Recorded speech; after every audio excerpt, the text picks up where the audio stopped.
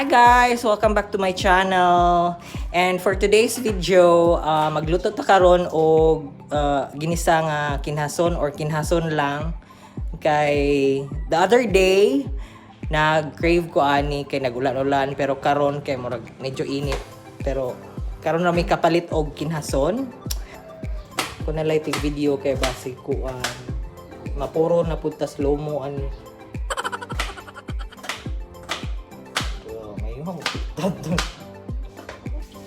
Iyang manggiugasan guys. O kanang iyang tagtaron ang tanglad guys. So, unsa na sibuyas.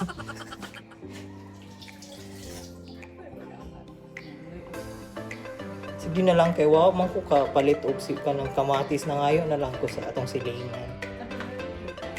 Di man ko hilig og kamatis oy. Kay diba guys, kung magluto ta kanang unya butangan og kamatis kay mabaho siya dayon the next day, mabula-bula, mabaho.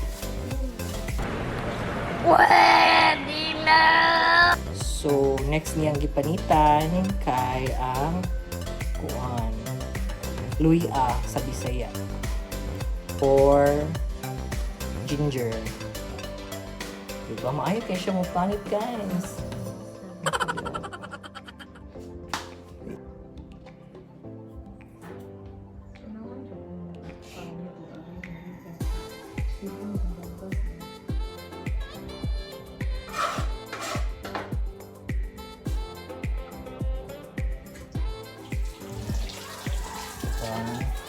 Cleanliness is next to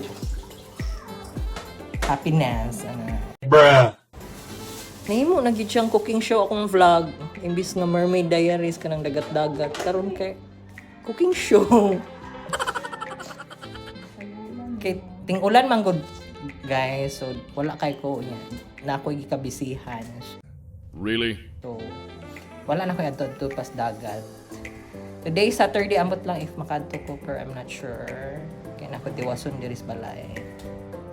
So, luto-luto lang sa ta, guys. Mga kamarnid. So, money siya, guys. Ang ibutang sa kinason later. Niya, mag-prepare na ta para pabukalan ang kinason.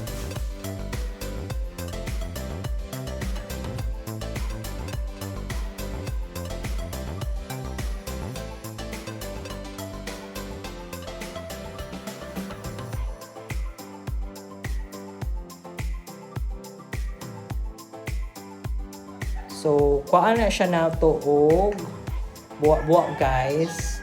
Kay ingon sila man na siya ang fatty nga part or ang hugaw-hugaw. So, kuhaan na siya. So, for now, ato ang ipabukalan na ang snail or ang kinason. So, like, bring it to boil, like around, kana mag-boil gid siya. Mga around 3 to 5 minutes aron kung naikagaw sa sud mamatay gid siya. Kay nakasuway bitaw mingan ako mga kauban amista dito sa open sa una ya. Kung lang to ito ring dagko nga shell sana. Saang pagka the next day pila sila kabuk gida sa hospital kay nagkalibang niya. Nato din bakuan bacteria pa sa sud sa kuan kaninig under microscope matarong og luto ba. So, if magluto mo mga ani, pabukali yung taman sa ginhawa. Mga 5 years siguro. Okay na. Kung sa baboy, mga taba, kani siya, mga taba po ni siya. Gamay ala, di ba? Pero okay na siya eh. Inot man ang naigamay tambok.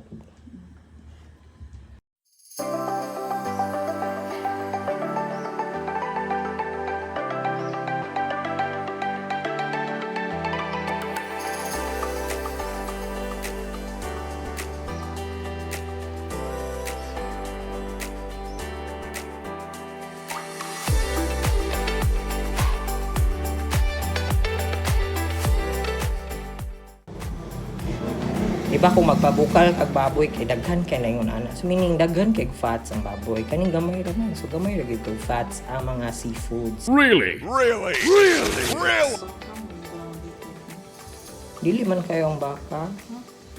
Mas healthy gani ang baka. Kay puro unod kay sa baboy nga nagitambok. It really hurts.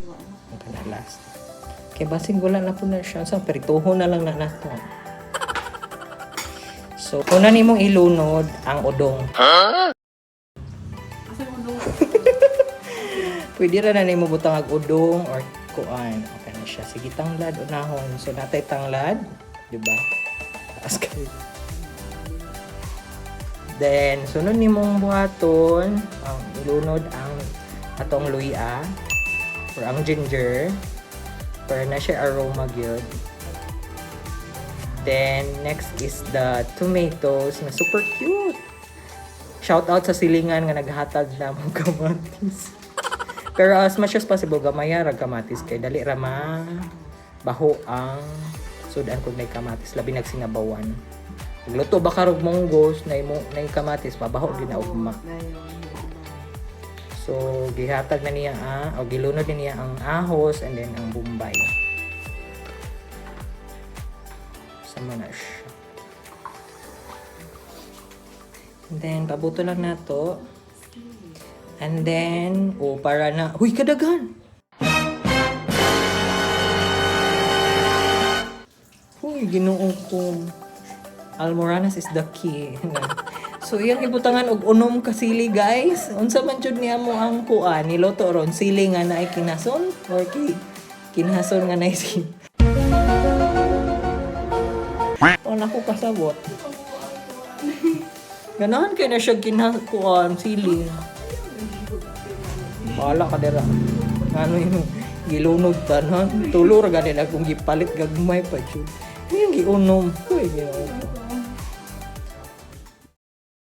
One eternity later.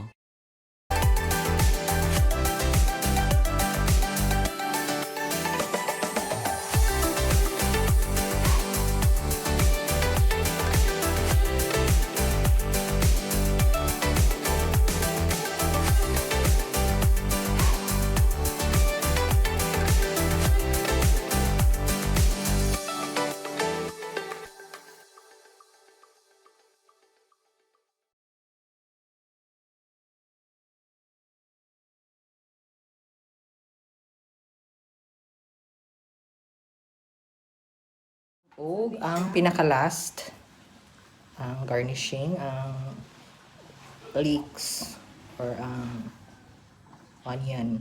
Onion. Kuan, unsa na? Sibuyas, dahon. So, mao na siya guys. Let's eat.